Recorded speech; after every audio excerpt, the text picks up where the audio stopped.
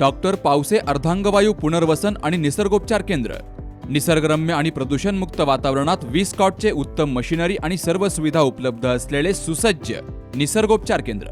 अर्धांगवायू, मान, पाठ, कंबर आणि सांधेदुखी, हातापायांना मुंग्या येणं, टाचदुखी, चेहऱ्याचा पॅरालिसिस, ॲक्युपंक्चर, फिजिओथेरपी, जलचिकित्सा, बाष्पचिकित्सा, योग चिकित्सा, मालिश चिकित्सा, चुंबक चिकित्सा, आहार चिकित्सा आणि माती चिकित्सा.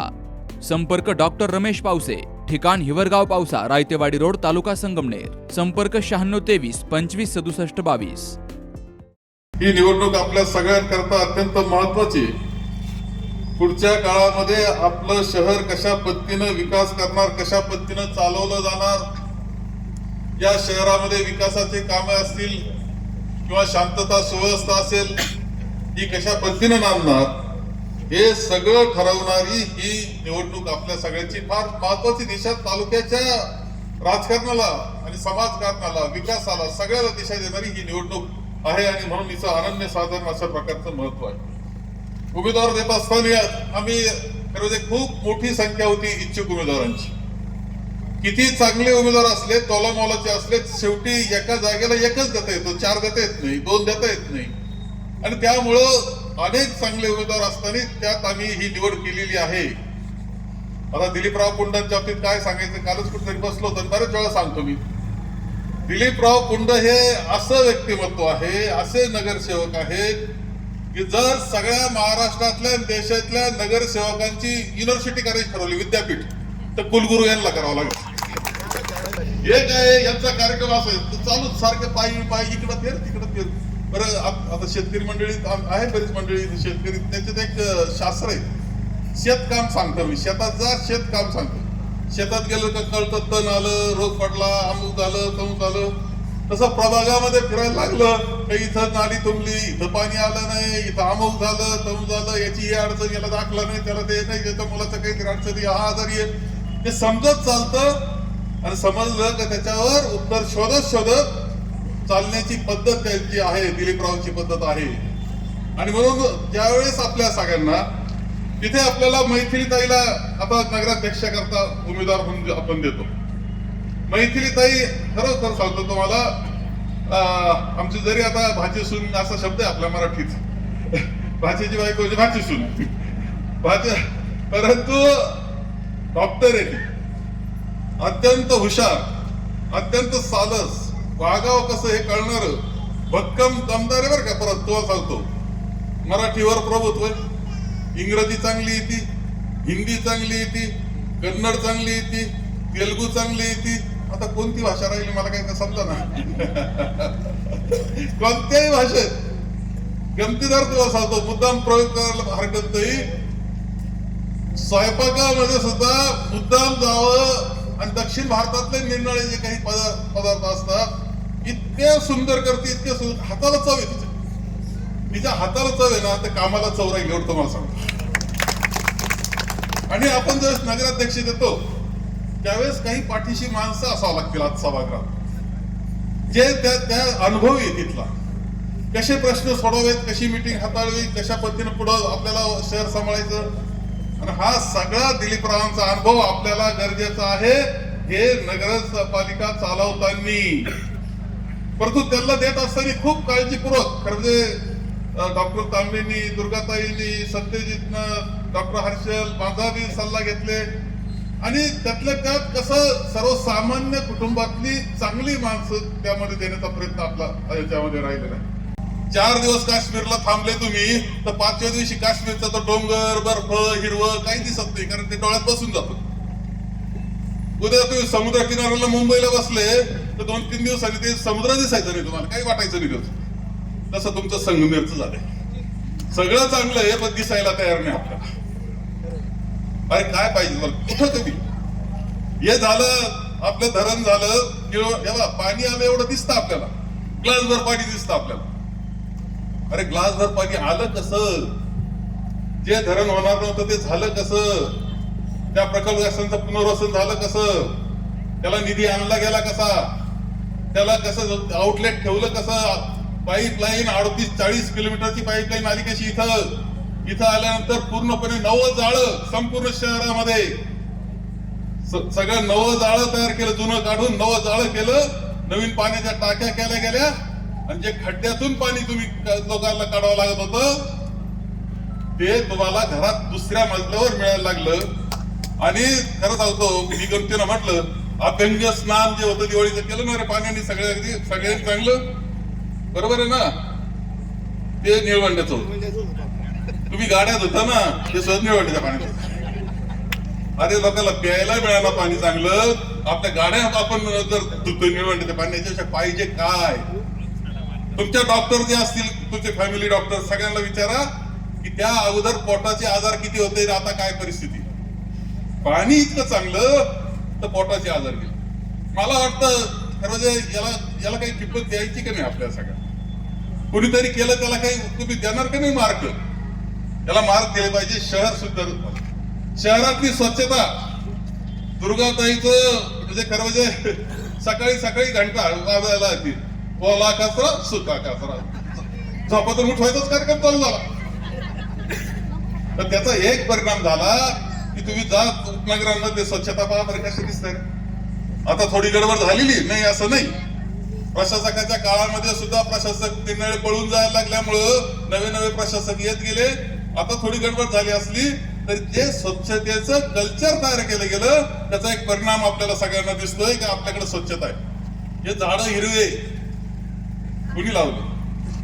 तुम्ही या कालखंडामध्ये झाडं लावले गेले, या कालखंडामध्ये स्वच्छता झाली. या तुम्हाला निनाळ शहरात तुम्ही जात असाल तर कधी घरात जाताना एखाद्या गटारीवर उडी मारावं लागली तेव्हा जाता. तुम्हाला इथे उडी मारावं लागते का? मी भूमिगत गटार झाले.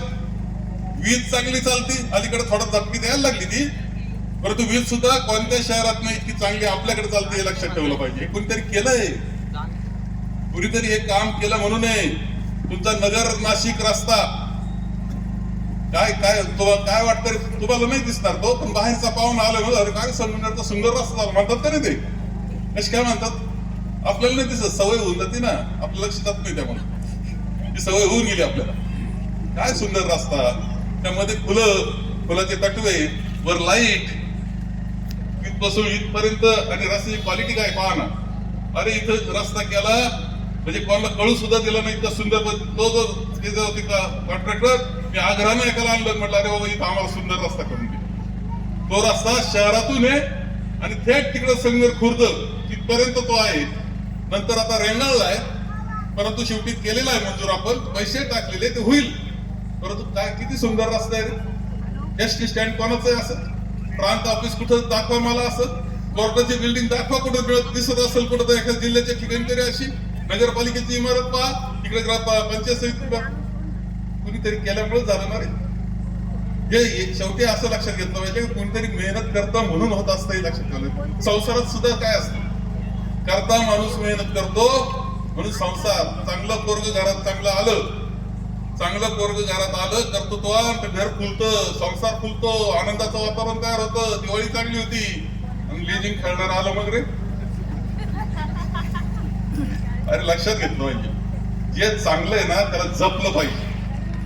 आपली मनाची दानत ठेवली पाहिजे. चांगल्याच्या पाठीशी आणि भक्कमपणे उभं राहत. इकडं आता तुम्हाला सांगतो मी, एक पुन्हा नाशिक रेल्वे सुद्धा आपण करायला घेतली. एवढंच नाही तर ती रेल्वेचं स्टेशन आम्ही ठरवलं पोखरी हवेलीला समनापूरला. तेव्हा त्याचं एक तोंड तिकडं काढलं लोणीकडं, एक तोंड इकडं आपल्याकडे काढलं. तिकडचे तिकडं जा, इकडचे इकडे या. पैसे दिले तिथल्या शेतकऱ्यांना कॉम्पेन्सेशन.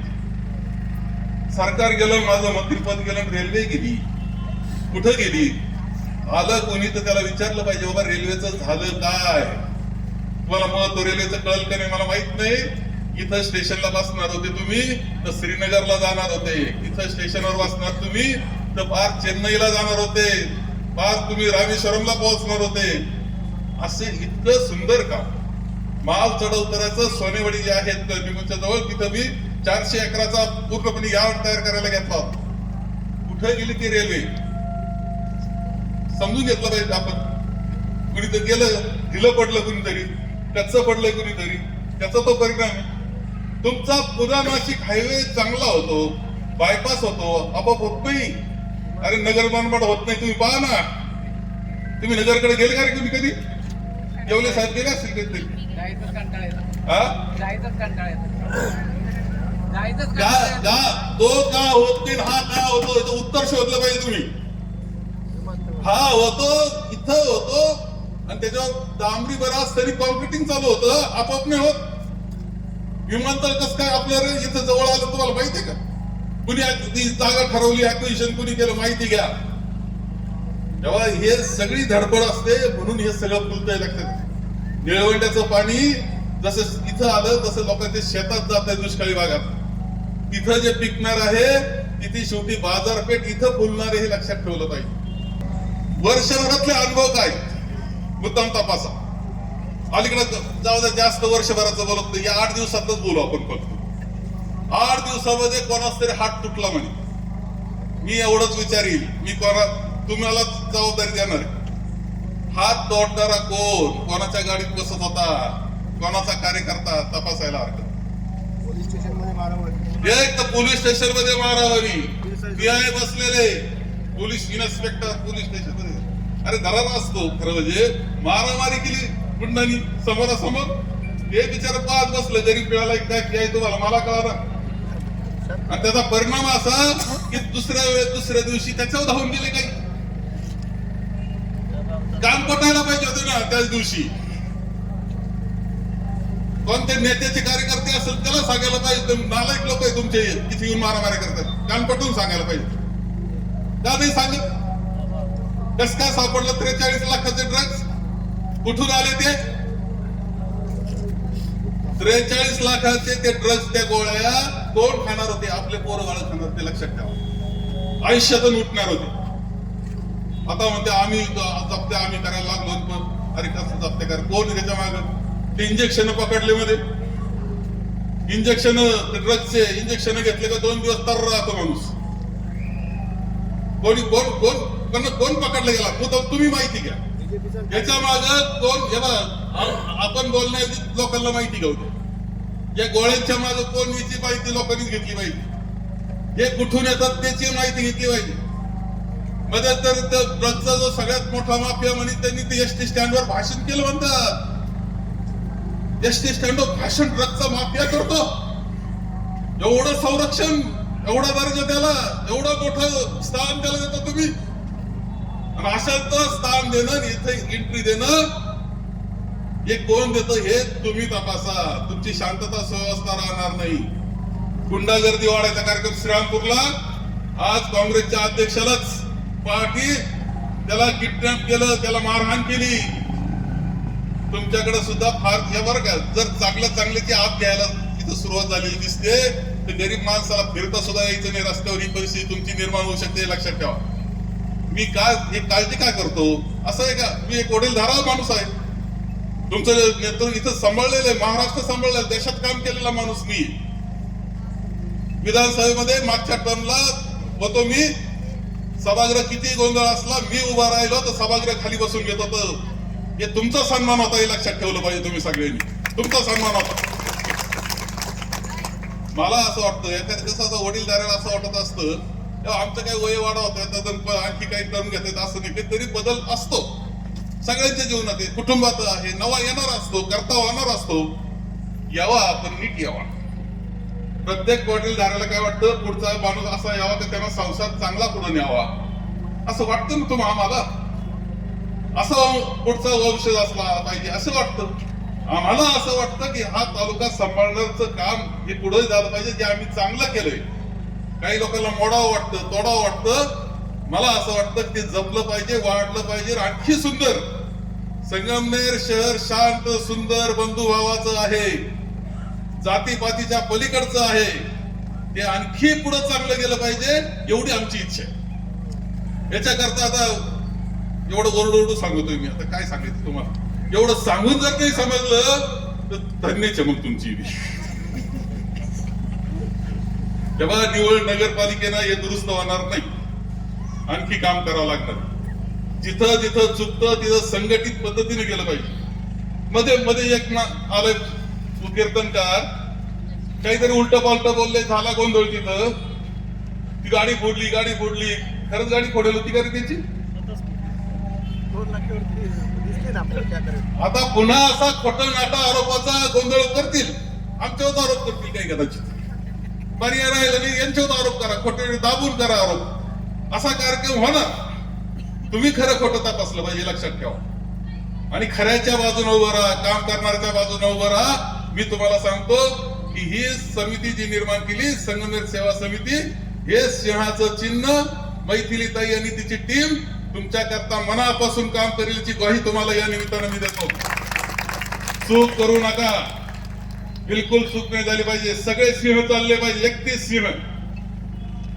सिंह चालले पाहिजे, निवडून आले पाहिजे आणि त्यांच्या हक्कानं काम करून घेतलं पाहिजे, मनगट धरून काम करून घेतलं पाहिजे.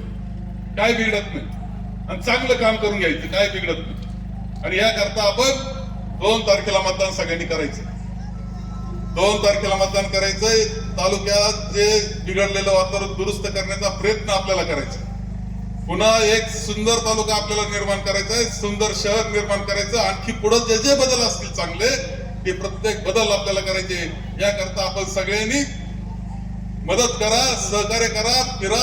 गावातही जे मित्र असतील, नातेवाईक असतील, ओळखीच्या सगळ्यांना सांगा की सिंह चालवायचा, सिंह चालवायचा, सिंह चालवायचा. दादा, अरे 7 दिवसावर आले लग्न, सगळी तयारी झाली, पण फर्निचरचं काय? गृहवस्तू भांडार 10 ठिकाणी फिरण्यापेक्षा आपल्याला हव्या असलेल्या वस्तूंच्या हजारो व्हरायटीज एकाच ठिकाणी पाहायला मिळतात, फक्त गृहवस्तू भांडार मध्ये.